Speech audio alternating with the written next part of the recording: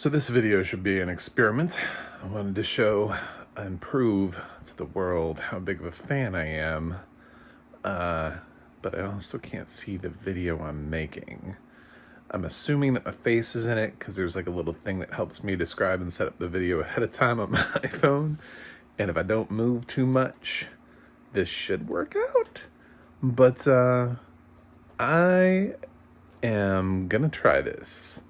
Hi, I'm Mac from MacMovieguy.com, and this is a review of Snake Eyes G.I. Joe Origins.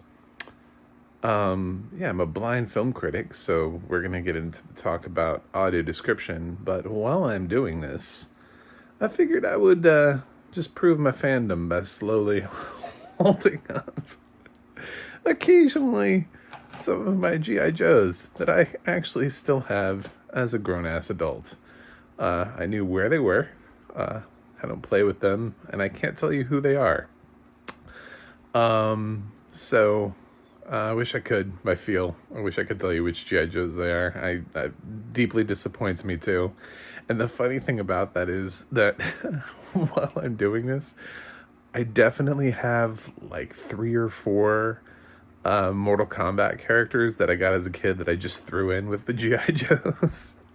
So if I accidentally hold up, like Sonya Blade or Johnny Cage, sorry. But I'm hoping, because it's the overwhelming majority are G.I. Joes, that won't happen. So when I say I have strong feelings about the Snake Eyes movie, I just want everybody to know. So this is an interesting video. If I could see this video, it would be done a lot better than this. But then again, probably so would the Snake Eyes movie. So let's talk about the Snake Eyes movie. I don't know which G.I. Joe this is. So the Snake Eyes movie. So they went and got Henry Golding because we get Henry Golding for a lot of things now. His star is rising. He was in Crazy Rich Asians. There's like no one else in this film. I looked at the cast and I was like, oh my God. I remember when at least the last G.I. Joe movies used to attract people that we knew.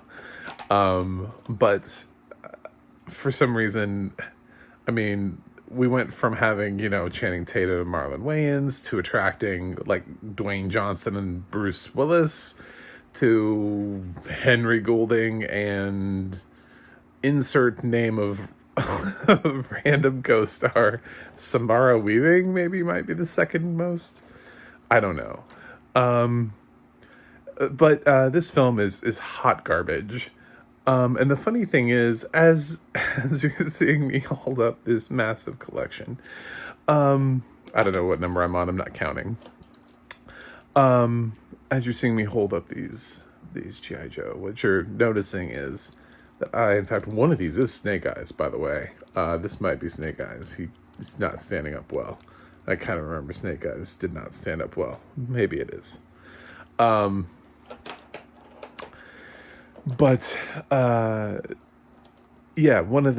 thing about this film is it reminded me a lot of X-Men Origins Wolverine, and I hated that film too. But the fun fact about that is I'm also a huge X-Men fan. For both of these franchises, I actually watched. I've actually seen X-Men Origins Wolverine more times than one person should watch X-Men Origins Wolverine, and it's because I played with the toys, I watched the cartoon, I read the comic books. Even for X-Men, I used to collect like trading cards, like X-Men trading cards. And it was big with me and my friends when I was a kid growing up, and we used to all pretend to run around and pretend to be X-Men. But we also used to do that with G.I. Joe. All the kids on my street, we all had G.I. Joe, and we used to combine and battle our armies of G.I. Joe characters. So it was definitely something that was a huge part of my childhood growing up. I actually remember the G.I. Joe animated movie with Cobra La, and the gang, like Beachhead's little troop of people that have to like save the day. They're like the underdogs, and I remember all of that. I got that VHS.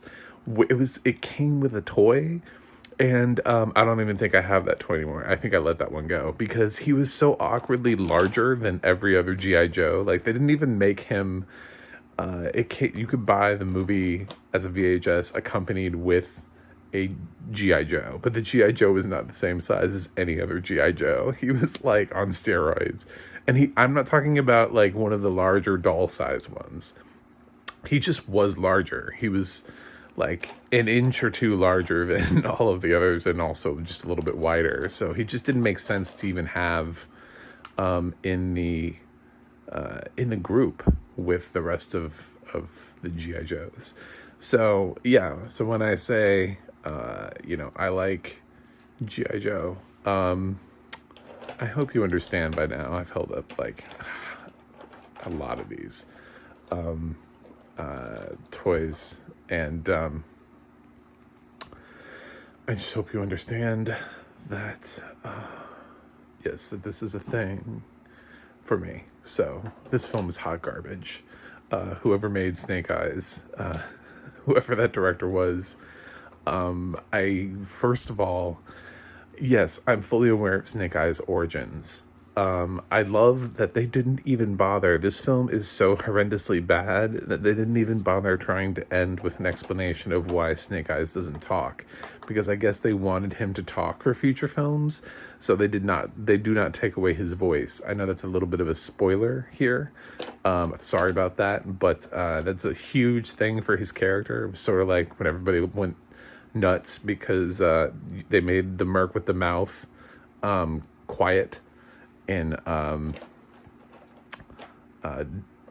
X-Men Origins Wolverine. They closed up Deadpool's mouth, and everybody was like, why would you do that? And the answer to that is because we don't know what we're doing.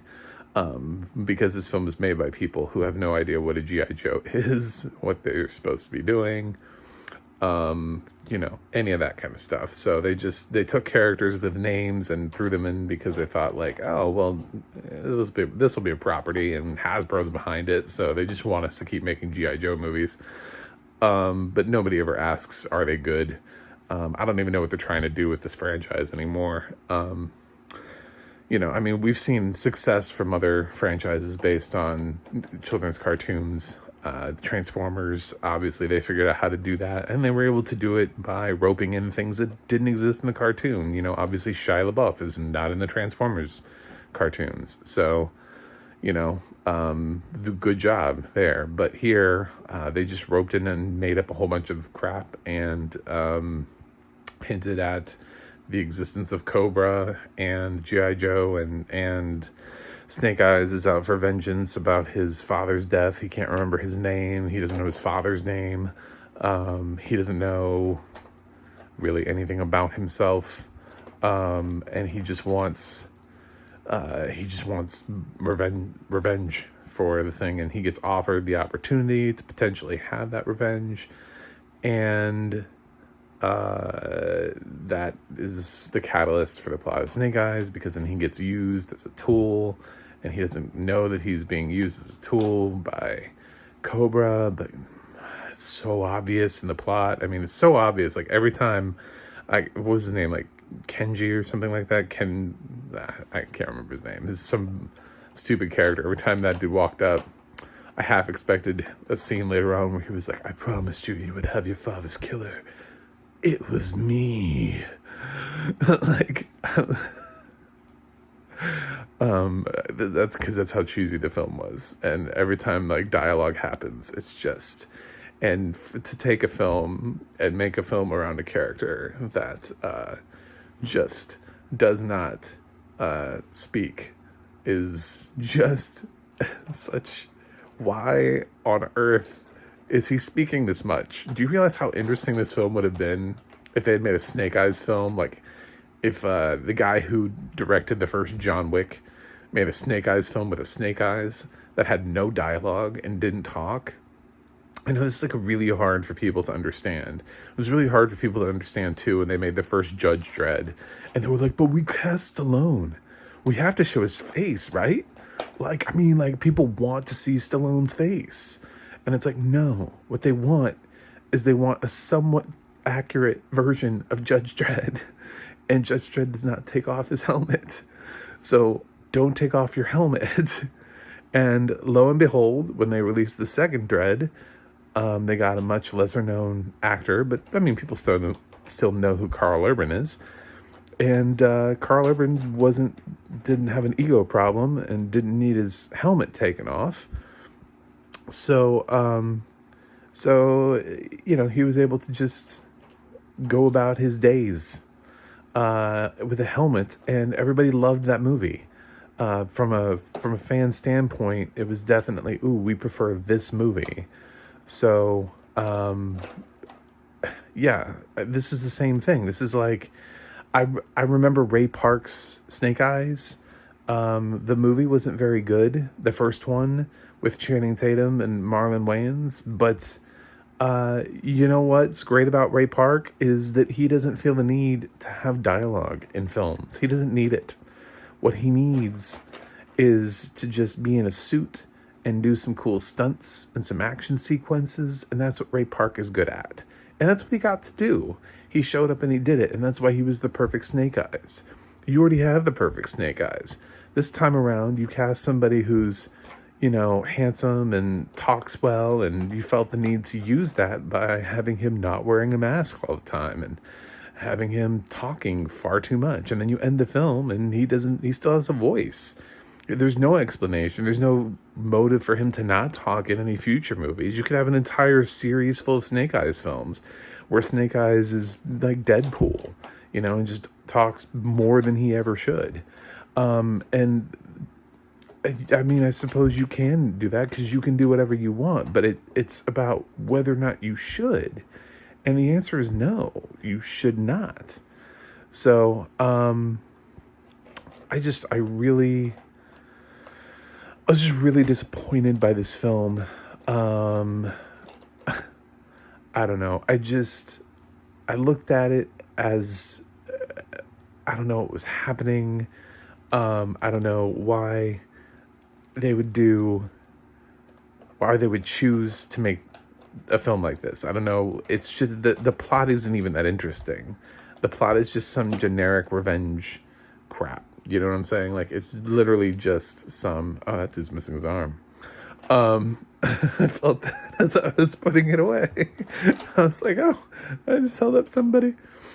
I don't know what happened to that guy, but see, I even kept the injured ones. They were great to put out on battle, when they they're the soldier that's been injured. Anyway, I'm gonna stop doing that. But you get the point. Hopefully Snake Eyes was in that grouping somewhere, but I'm sure so were some Mortal Kombat characters. I love the series, and to the point where I know that this film, I'm going to look on it slightly more favorably simply because it's a G.I. Joe product. That's what I did with X-Men Origins Wolverine. You know what I'm saying? Like, I'd still rather watch a film with Wolverine in it than watch some of the other films that have no IP in it that I'm not familiar with at all.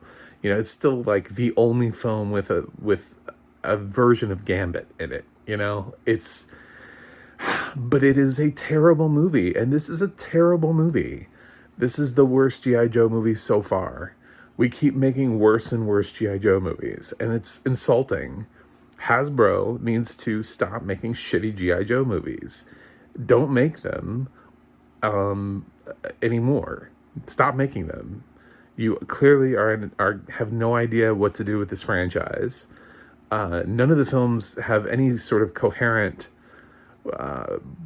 idea or thought through them. They seem to completely change from film to film.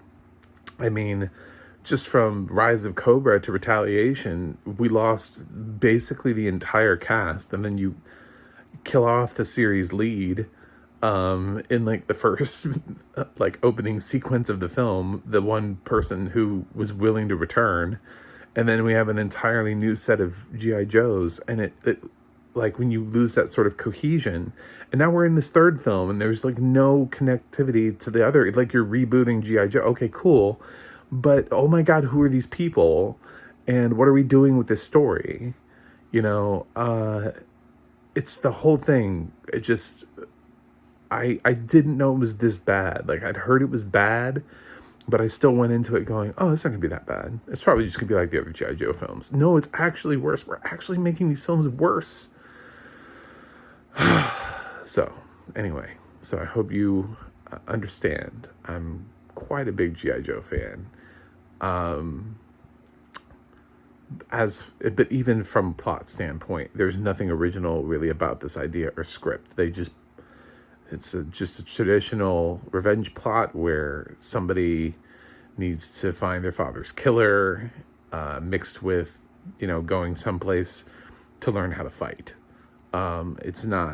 This is not a deep film. Audio description wise, fantastic audio description, because like I said, I feel like I always find that the worst films have the best audio description. This film has great audio description. It's amazing. And it's done by my favorite guy to do horror and action films. So I mean, they even drafted the right voice for this. He isn't given much. There are too many scenes where nobody's fighting and Snake Eyes is just standing around talking, and every time he talks and has like long thoughts and monologues, I'm just like, why? Please stop talking. Please take his voice.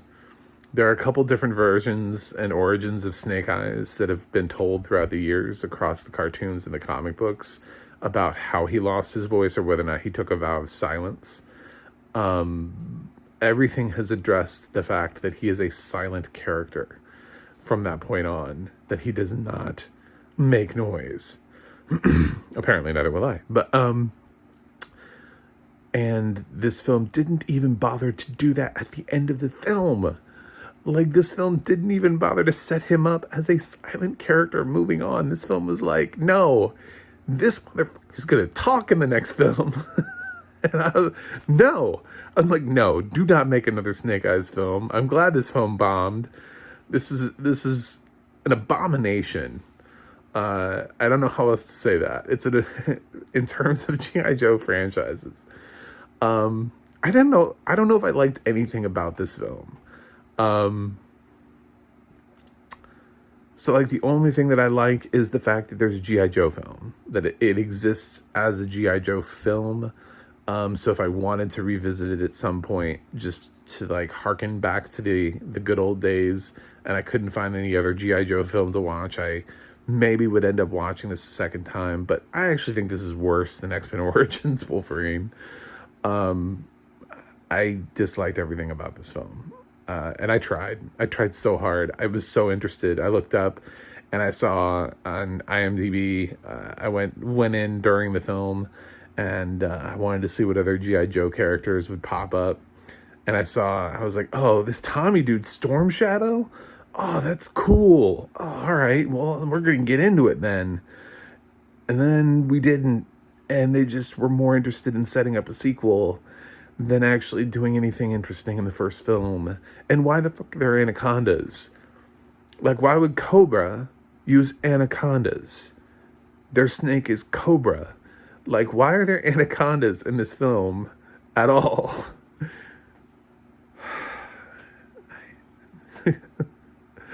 Lord be with me. Yeah, I can't. I can't do this anymore. I'm done with this. Audio description's fine if you want to dive in. I'll give that a thumbs up. But the film is hot garbage. And it's on Paramount Plus, by the way, with audio description. So if you have Paramount Plus, you don't have to pay for it. So please, hopefully don't pay for this on your own and just use it as part of your Paramount Plus subscription. And it worked. It does not work on Amazon. It's also on Amazon. That does not come with audio description.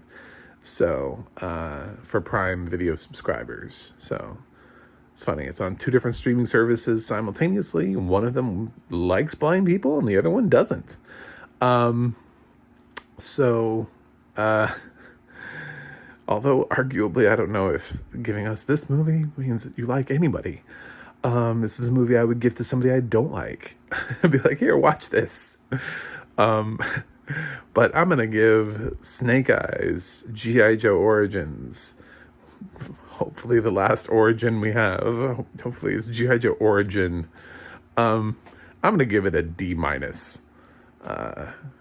Yeah, this film is hot garbage. I can make like an hour and a half. I can make a video as long as Snake Eyes talking about all of the reasons why I hate this film. So I'm sorry this video is as long as it is. I hope those of you who can see, who tuned in, could see the toys. I'm sorry those of you who can't see it.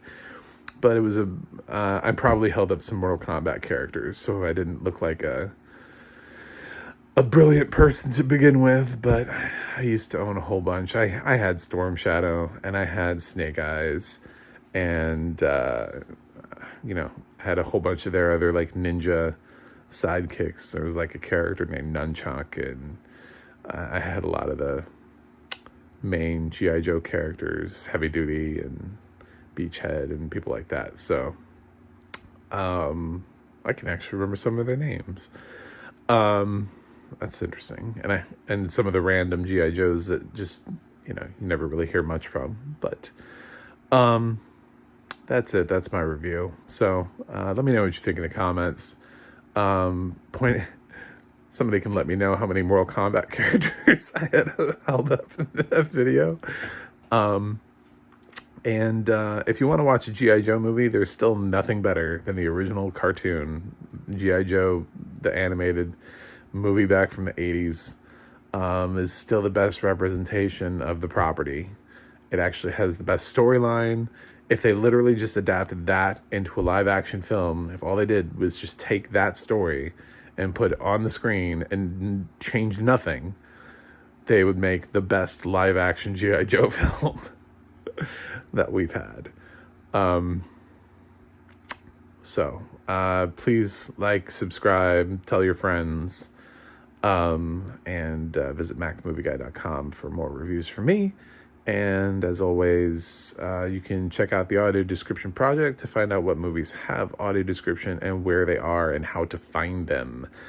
And please avoid this film and watch something else. I like you guys too much. Y'all my family. Y'all my peeps. Y'all my homies. And for God's sake, his name is Snake Eyes, not Snake. Stop calling him Snake. This isn't fucking Metal Gear Solid. Or like Escape from New York. Every time they called him Snake, I was like, it's Snake Eyes. Say both of them. Anyway, I have to stop beating this dead horse at some point. So I will see you in my next review. Bye.